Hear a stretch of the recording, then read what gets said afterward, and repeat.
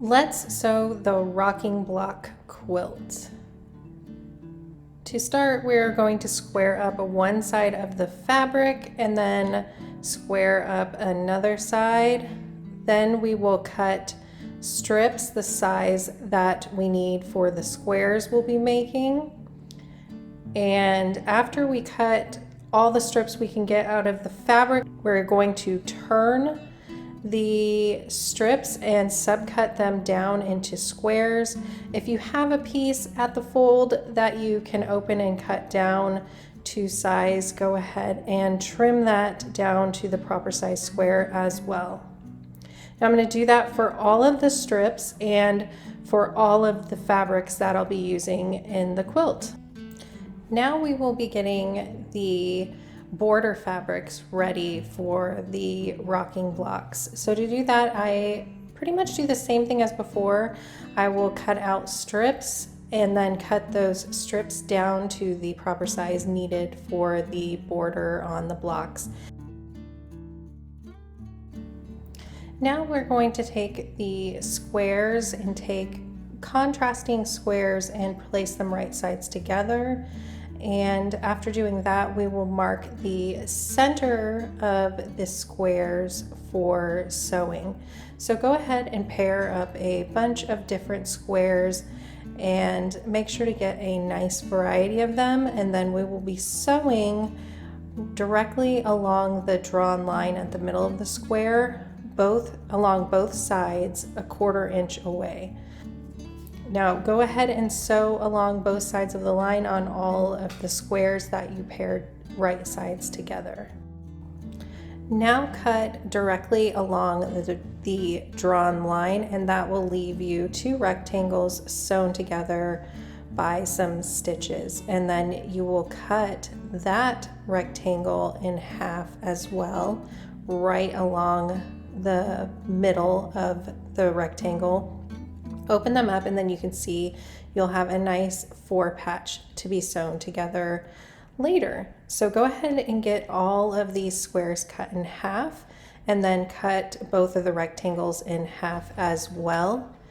Then you will start pairing them up, having nice contrasting 4 squares to sew together right down one of the edges.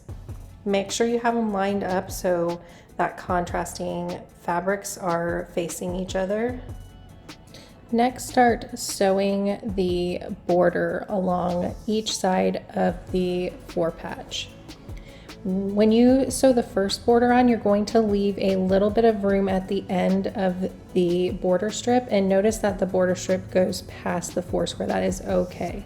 So press it open, and along the side that you first sewed on that is finished, you will add a border strip on that side and sew all the way along it this time. So sew a 1/4 inch seam all the way to the end this time.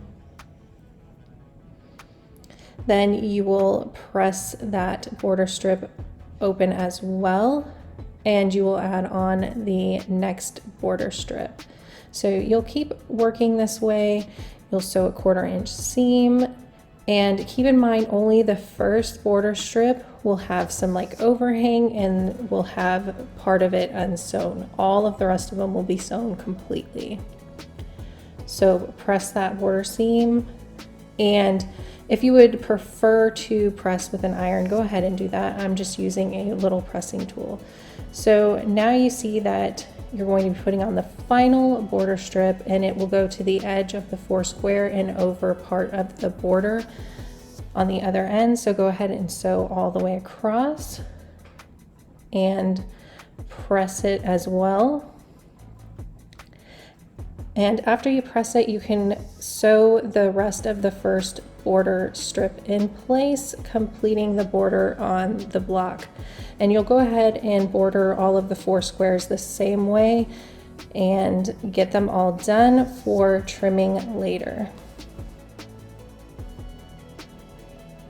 Now for the trimming stage, you're going to want to divide your blocks into 2 different piles, because half of them are going to be tilted one direction and half another direction.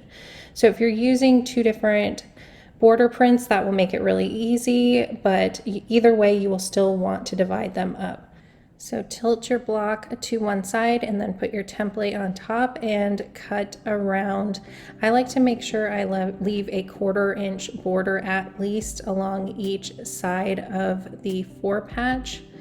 But this stage is really easy as long as you have a template square that is the exact size. If you don't, it'll take a little bit more measuring. I would recommend cutting out a square from paper and placing it on top of the block and then using another template to cut around the square or something like that.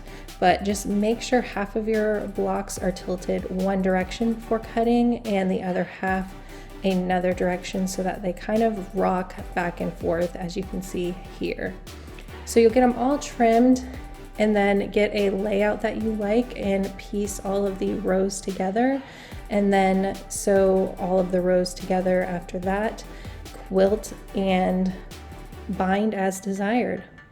I hope you enjoyed this video and thanks so much for watching. Bye.